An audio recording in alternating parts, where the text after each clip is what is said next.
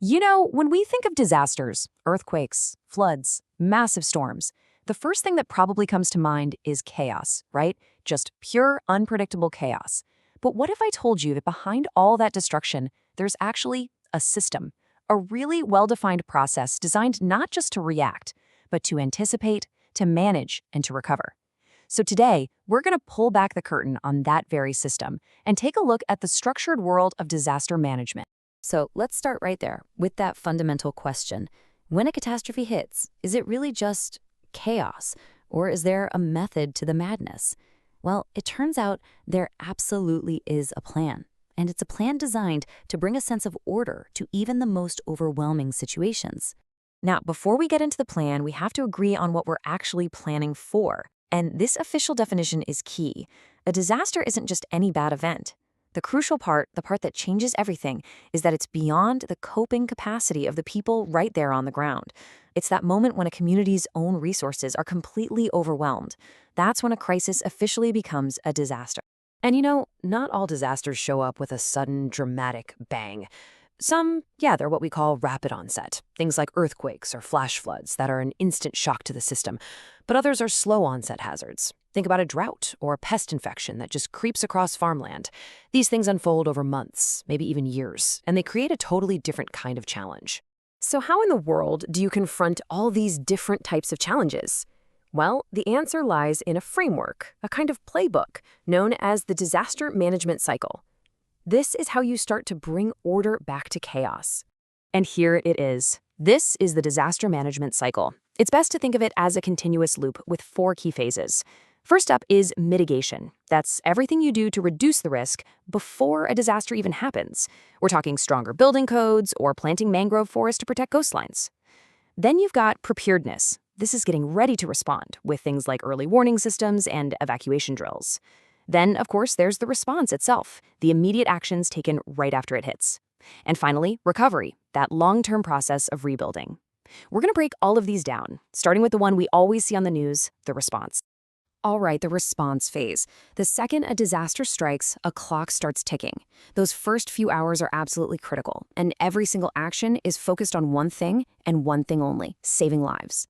So the number one priority, without a doubt, is search, rescue, and first aid. But think about it. Who's actually doing this? We might picture these highly organized rescue teams flying in, but the reality on the ground is that the very first, and often the most effective, help comes from the uninjured survivors themselves. They are the true first responders. In a situation with mass casualties, resources are stretched incredibly thin. You just can't treat everyone at once. And this is where a concept borrowed from the battlefield, called triage, becomes so important. It's a French word that literally means to sort. In this context, it's a systematic way of sorting the injured to do the greatest good for the greatest number of people. Triage is put into practice with a really simple but incredibly effective color coding system. Red tags are for high-priority victims. They need immediate treatment to survive. Yellow is for medium priority. Their injuries are serious but not immediately life-threatening. Green is for the walking wounded, people with minor injuries who can wait. And then there's black, which is used for those who are already deceased or have injuries so severe they're unlikely to survive. It's a brutal, heartbreaking calculation, but it's one that is proven to save the most lives in a crisis.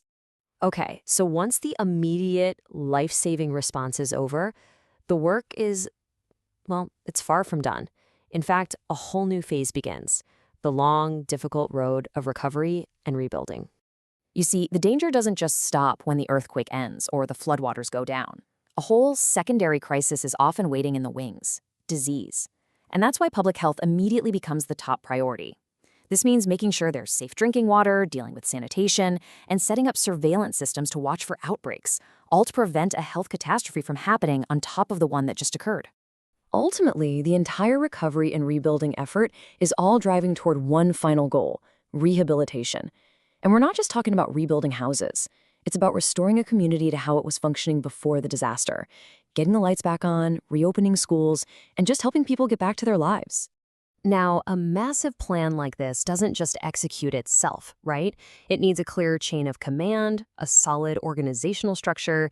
So who's actually in charge of all this? Who's pulling the strings? Well, in many countries, you have a central coordinating body. Let's take India's National Disaster Management Authority, or NDMA, as an example of how this can work. Now, this isn't a team that goes out and actually performs rescues. Think of them more as the strategic brain of the operation.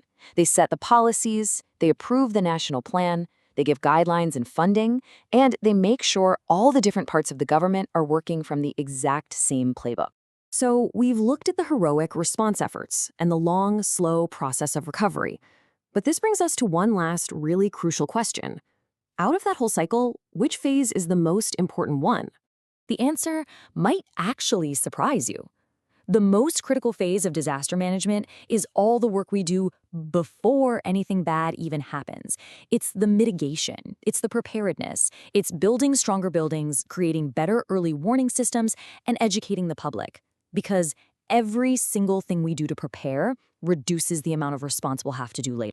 And that brings us to this final, really powerful idea. Emergency preparedness isn't just about having a go bag ready. It's a long-term development activity.